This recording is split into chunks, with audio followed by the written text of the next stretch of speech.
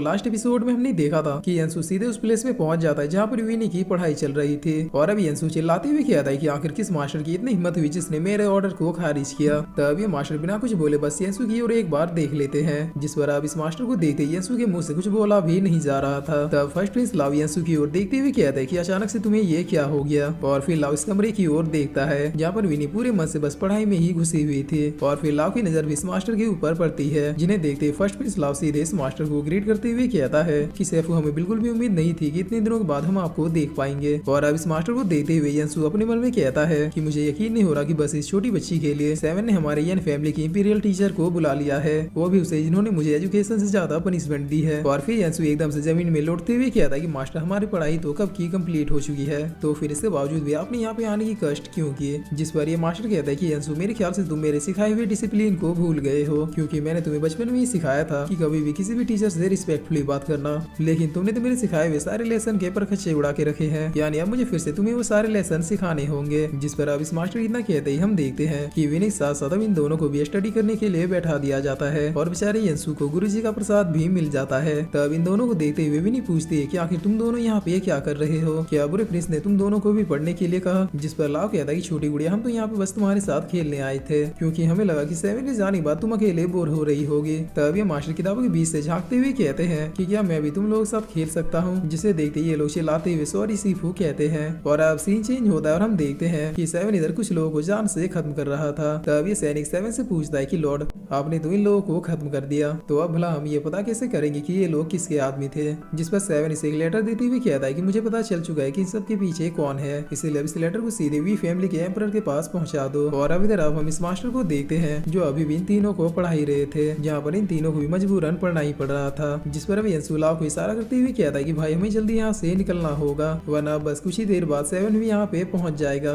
जिसके बाद सैफू और सेवन मिलकर हमें और भी ज्यादा टॉर्चर करेंगे, क्योंकि सेवन सैफू के फेवरेट स्टूडेंट है और बचपन से ही सैफू सेवन की हर एक बात मानते आए हैं। तब प्रिंस लाव कहता है कि लेकिन हम लोग सैफू के मर्जी के बगैर यहाँ से नहीं जा सकते। जिस पर अब यंसु विनी को आवाज देते हुए कहता है कि प्यारी पोटैटो क्या तुम्हें केक चाहिए। तब विनी भी यस कहती है। जिस पर यंसु कहता है कि ठीक है, तुम बस सैफू को ये बोलो कि तुम्हारे सिर में दर्द हो रहा है, तब मैं मेडिसिन लाने के बहाने तुम्हारे लिए केक लेके आ जाऊंगा। जिस पर विनी कहती कि ओके, लेकिन मुझे 10 केक चाहिए। तब यंसु भी तुरंत ही हाँ कह देता है। जिस पर अब विनी एक्टिंग करते हुए कहती है कि मास्टर मेरे सिर में बहुत ही तेज दर्द होने लगा है, इसीलिए क्या आप थर्ड प्रिंस को मेडिसिन लेने के लिए भेज सकते हैं। तब मास्टर कहते हैं कि नहीं, इसकी कोई भी जरूरत नहीं है, मैं खुद ही जाके तुम्हारे लिए मेडिसिन ले आता हूँ। और ये कहकर ये मास्टर यहाँ से चले जाते हैं। तब मौका देखिए यंसु लाव को लेके तुरंत ही यहाँ से जाते हुए कहता है कि प्यारी पोटैटो तुम हमारा वेट करना, हम लोग तुरंत ही केक लेके आ जाएंगे। जिस पर विनी भी अब इन लोगों के आने का वेट करने लगती है। लेकिन कुछ देर के बाद मास्टर यहाँ पे एक डॉक्टर को लेके आ जाते हैं, जिसके नीडल्स को देखते अब विनी के होश उड़ जाते हैं। और अब सीन चेंज होता है और हमें वी फैमिली का सीन दिखाया जाता है, जहाँ पर ये प्रिंसेस एक आदमी से कह रही थी कि क्वीन फैमिली के 5वें लॉर्ड, हमें ये जान के बहुत ही ज्यादा खुशी हुई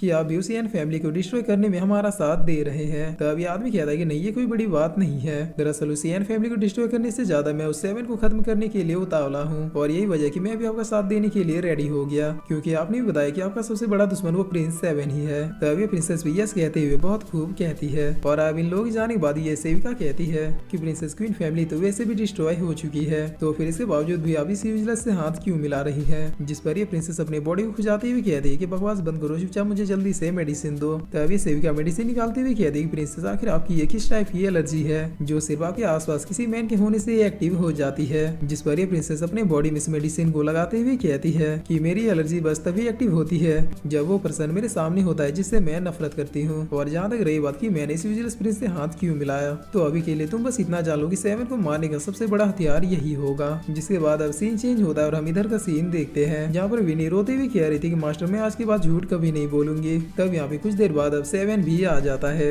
जो अपने मास्टर को ग्रीट करते हुए कहता है कि मास्टर विनी की प्रोग्रेस कैसी चल रही है। जिस पर मास्टर बहुत ही गुस्से में कहता है कि विनी अभी तुमने जो कुछ भी किया उसे सेवन के सामने कबूल करो। तब विनी कहती है कि बुरे प्रिंस मैंने मास्टर से झूठ कहा कि पढ़ाई करते करते अचानक से मेरे सिर में दर्द होने लगा। जिस पर सेवन बहुत ही गुस्से में कहता है कि विनी तुम्हारी हिम्मत कैसे हुई मेरे मास्टर से झूठ बोलने की, आज तक मैंने कभी अपने मास्टर से झूठ नहीं बोला है। तब विनी रोते हुए कहती है कि बुरे प्रिंस तुम सिर्फ मुझे अकेले ही नहीं डांट सकते, क्योंकि मुझे ऐसा करने के लिए उस मोटे बैगन ने कहा था।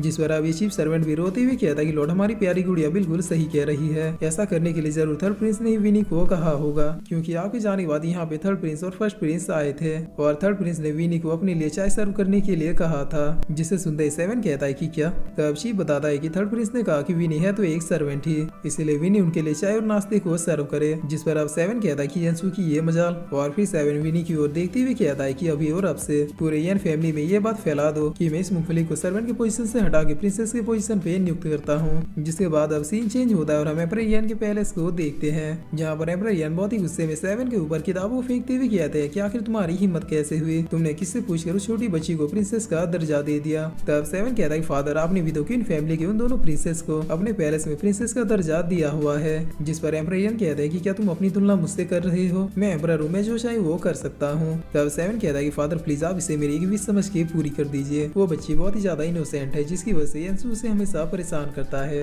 इसीलिए मैं आपसे हाथ जोड़ के रिक्वेस्ट करता हूँ कि आप ऑफिशियल रूप से उस बच्ची को प्रिंसेस का दर्जा दे दें। और ये कहकर सेवन यहाँ से चला जाता है। जिस पर अब एम्परर यन का ये नौकर पूछता है कि लॉर्ड क्या आप सच में उस बच्ची को प्रिंसेस का दर्जा दे देंगे। तब एम्परर यन कहता है कि हाँ, क्योंकि आज तक मेरे सेवन ने मुझसे कुछ भी नहीं मांगा और ये पहली बार है जब सेवन ने मेरे सामने किसी चीज के लिए हाथ जोड़ा है, तो अब भला मैं उसकी इस इच्छा को कैसे पूरी ना करूँ। और अब सीन चेंज होता है और हम देखते हैं कि सेवन के पैलेस में अनाउंसमेंट हो रही थे कि आज से और अभी से विनी भी एक प्रिंसेस है, इसीलिए अब सारे लोग विनी को एक प्रिंसेस की तरह ही ट्रीट करेंगे। जिस पर सारे सर्वेंट भी यस लॉर्ड कहते हैं। तब सेवन कहता है कि चूंकि मेरी मूंगफली भी एक प्रिंसेस है, इसीलिए अब अगर किसी ने इससे मिसबिहेव किया तो फिर वो अपने अंजाम के लिए रेडी रहेगा। और फिर सेवन चीफ से कहता है कि जाओ विनी के लिए भी एक प्रिंसेस के लायक का कमरा रेडी करो, ताकि विनी को अपने रूम में किसी चीज की भी कमी महसूस ना हो। तब इन सारी बातों को सुनते हुए विनी कहती है कि क्या मैं अकेली रहूंगी। और फिर विनी सेवन से कहती है कि बुरे प्रिंस मुझे कोई भी कमरा नहीं चाहिए, मुझे तो बस बुरे प्रिंस के साथ ही रहना है। जिस पर सेवन कहता है कि नहीं, अब तुम भी एक प्रिंसेस हो, इसलिए तुम्हें अपने तरीके से रहना होगा। तब विनी इस कुर्सी से उतरते हुए कहती है कि अगर ऐसी बात है तो फिर मुझे प्रिंसेस नहीं बनना। और इतना कह के विनी फिर से यहाँ से भाग जाती है। तब सेवन चीफ से कहता है कि अब विनी को लेकर कोई भी लापरवाही नहीं होनी चाहिए